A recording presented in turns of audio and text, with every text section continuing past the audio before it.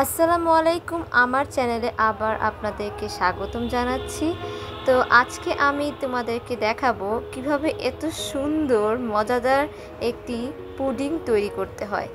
তো চলুন বেশি কথা না বাড়িয়ে দেখা যাক। তো পুডিংয়ের প্রথমেই আমি এখানে নিয়েছি 3টি ডিম, মেজারমেন্ট চামচের হাফ চামচ লবণ। সাধারণত লবণটা পুডিংয়ে দেয় না, কিন্তু আমি এখানে স্বাদ বাড়ানোর জন্য দিয়েছি। তারপর দিয়ে নিচ্ছি ড্যানো গুঁড়া দুধ। আমি এখানে মূলত হাফ কাপের মতন গুঁড়া দুধ নিয়েছি। তারপর দিয়ে নিচ্ছি চিনি। এখানে আপনারা 1 কাপের মতন চিনি দিবেন। তারপর একটু কিঞ্চিত এলাচের গুঁড়া দিয়ে নিলাম, এটা পুডিংয়ের স্বাদকে আরও বৃদ্ধি করে। তারপর সবগুলো ইনগ্রিডিয়েন্টস ভালোভাবে মিক্স করতে হবে। এখন আমি বানিয়ে নিব পুডিংয়ের মূল উপাদানটি, সেটা হচ্ছে চিনির শিরা। তো চিনির শিরা ছাড়া পুডিংটা একদম ভালো লাগে না। তো এখানে আমি হাফ কাপের মতন চিনির শিরা নিয়েছি এবং 1/4 কাপের মতন পানি নিয়েছি। তারপর এই দুটিকে ভালো করে মিশিয়ে নিব।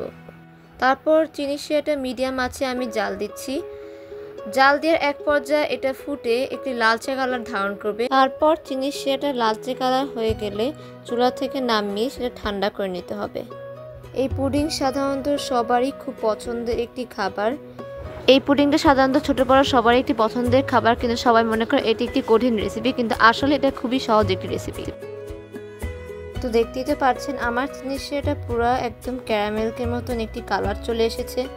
যখন এরকম কালার চলে আসবে তখনই চুলা থেকে নামিয়ে ঠান্ডা করে নিতে হবে। এখন আমি বানিয়ে রাখা পুডিংয়ের মিক্সচারের ভিতর দুধ দিয়ে নিব। দুধ ছাড়া পুডিংটা হবেই না।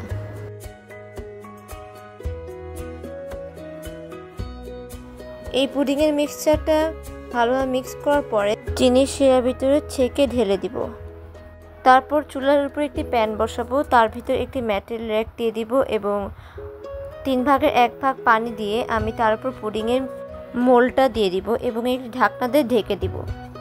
তারপর পুডিংটা আধা ঘন্টা ধরে মিডিয়াম আঁচে জাল দিয়ে থাকবো। তারপর আধা ঘন্টা পর কাঠি দিয়ে পুডিংটা চেক করে নিব। যদি কাঠির সাথে কিছু লেগে থাকে তাহলে মনে করতে হবে পুডিংটা হয়নি। দেখতেই তো পাচ্ছেন আমার পুডিংটা হয়ে গেছে, এখন আমি নামিয়ে নিচ্ছি। তো বন্ধুরা, এটাই ছিল পুডিং বানানোর সহজ রেসিপি। আমার চ্যানেলে এরকম আরও রেসিপি পেতে আমার চ্যানেলকে অবশ্যই লাইক, শেয়ার এবং সাবস্ক্রাইব করবেন। ধন্যবাদ।